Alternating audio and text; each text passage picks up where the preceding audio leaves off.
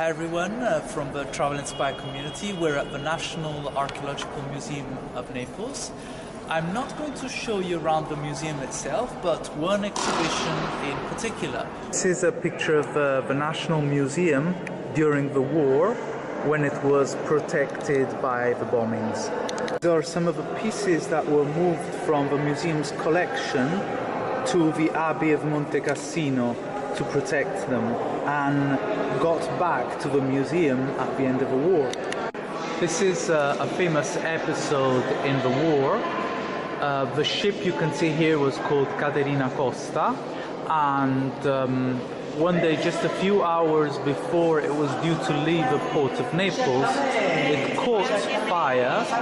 It was loaded with ammunition and weapons, explosives, and men. And the German authorities at the time tried to put out the fire, even though the Neapolitan firemen wanted to take the ship outside the port and just let it sink because it was too late.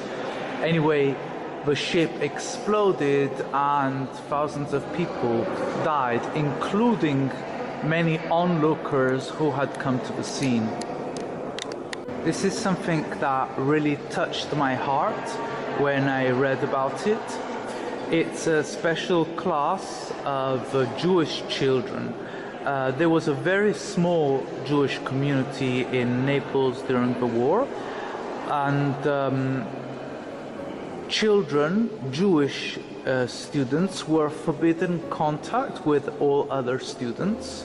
So they were put in a special class in the public school Vanvitelli in Vomero Quarter, and they were made to enter the school by a side door and exit the school by the same door half an hour after lessons and half an hour before the end of the lessons, so they could not meet the other children. They had ages ranging from 5 to 10.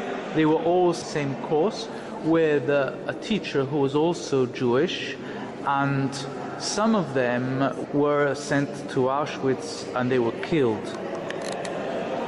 So I'm a teacher, and it really made me feel sorry to see how children were just isolated and considered a race apart. Obviously the other children knew nothing about it, and it was very harsh for them never to meet anyone. Their times for going to the bathroom were scheduled even, so they wouldn't come into contact with other children.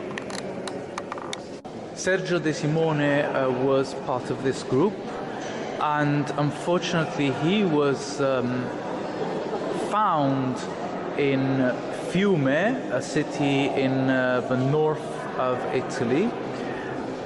His mother took him to Fiume to escape the bombings on Naples, but the Germans found them in Fiume and they sent them to Auschwitz. This child was in Auschwitz in the children's barrack, separated from his mother, and at one point in 1944 he was sent by a doctor of Auschwitz camp to another camp in Neuengamme by request of a Kurt Heismeyer. This other doctor knew very little about tuberculosis, but he decided to experiment on children. So he requested a group of 20 Jewish children to experiment on how to produce antibodies for the illness. And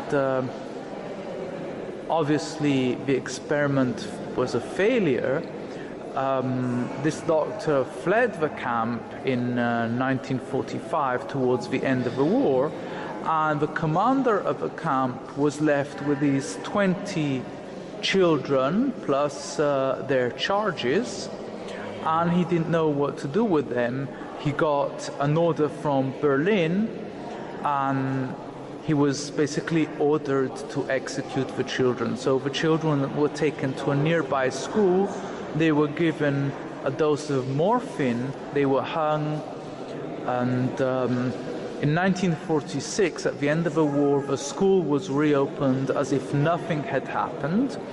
The commander of the camp was put on trial by an English tribunal, and he was condemned to death, but the doctor escaped unscathed because he was not present when the children were executed.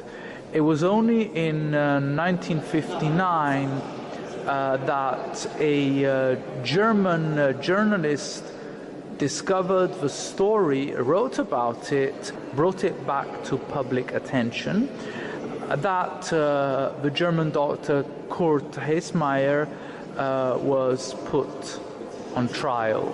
He was tried in 1963 until 1966, and in 1966 he was sentenced for life in jail, but he died the year after of a heart attack.